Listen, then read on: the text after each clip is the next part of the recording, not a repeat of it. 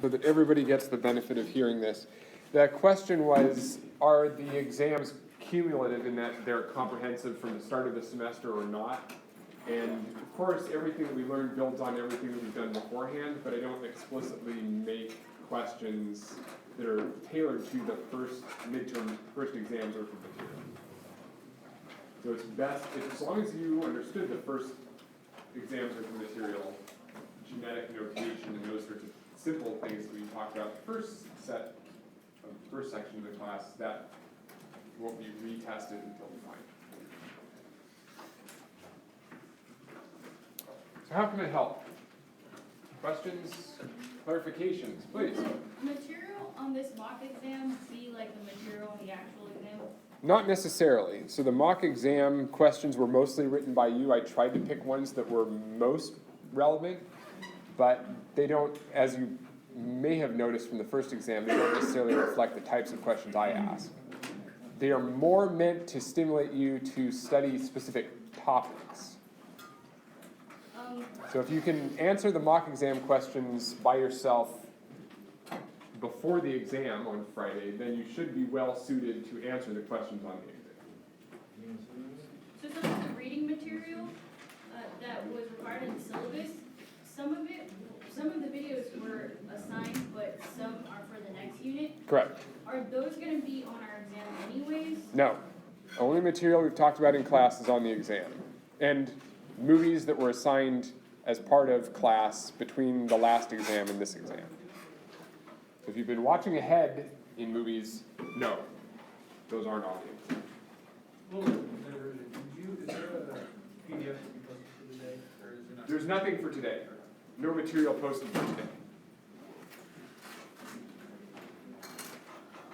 We make up the content as we go. It's a blank slate. You drive the conversation. So a few of the questions are about genotype ratios. Do you want us to define, like, if we do a Punnett square, do you want us to, like, define what the genotype ratio is, like, 1 to 3, and then, like, define what the 1 is, like, we have to define everything. Okay, so I'm sensing two parts to that question, so I'm going to answer it in two different ways. One is, I will only expect you to tell me a genotype or a phenotype ratio if I ask for it. So you don't have to do it as part of, here's a Punnett square, I better say what the genotype and the phenotype ratio is. Normally that will be a part of the question, because that's the goal of setting up a Punnett square, is to find out what are the genotypes or the phenotypes of the offspring from the cross. So normally in practice you'll set up a Punnett square and you'll be asked to do something with one of those ratios. And if you are writing a genotype or a phenotype ratio, so let's say you had a Punnett square, and it was a monohybrid Punnett square. I'm just using shorthand. There are 3 different types of genotypes in a monohybrid Punnett square. I've called them X, Y, and Z. I'll write them out in detail if you like, but to save time for now, you might say the genotype ratio is you have 1 X for every 2 Y genotypes for 1 Z genotype. 1 to 2 to 1 ratio. If you feel like it's going to take too much time to write out the genotypes, again, you spend all the time filling out the Punnett square, and then, now he wants me to write out a genotype ratio. You could do something shorthandish, like circle that and say there's 1 of those, and circle those and say there's 2 of those.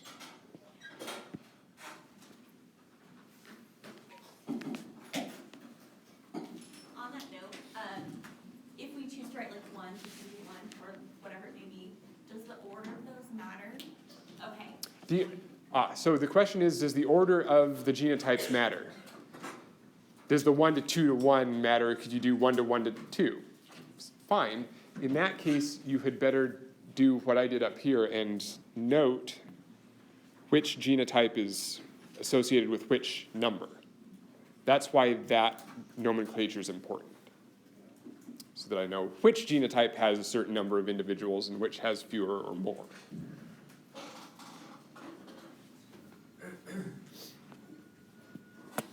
Yeah.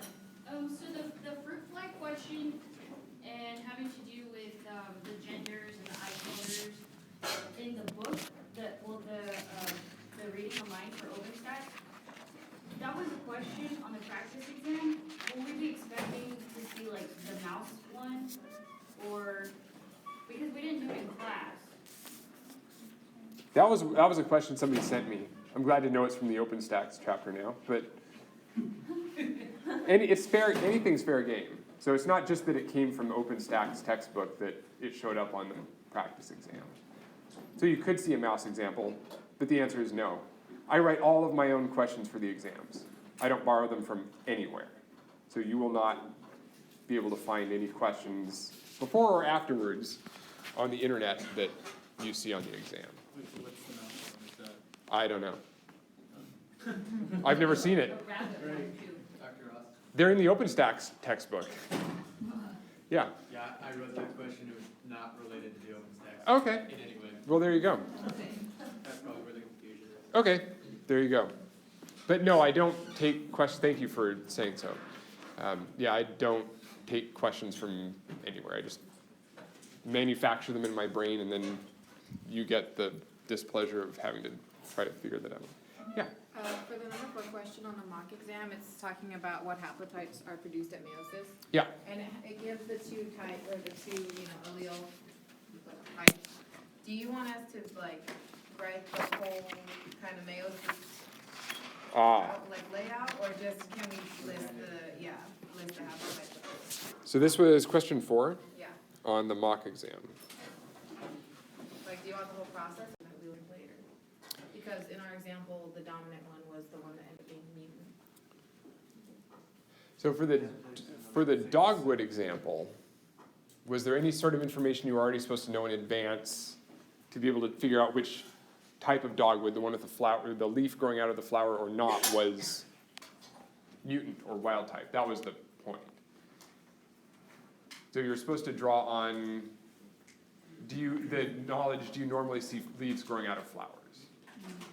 I didn't give you that information beforehand. It was just, the point of that was what's mutant is what's least common, rare.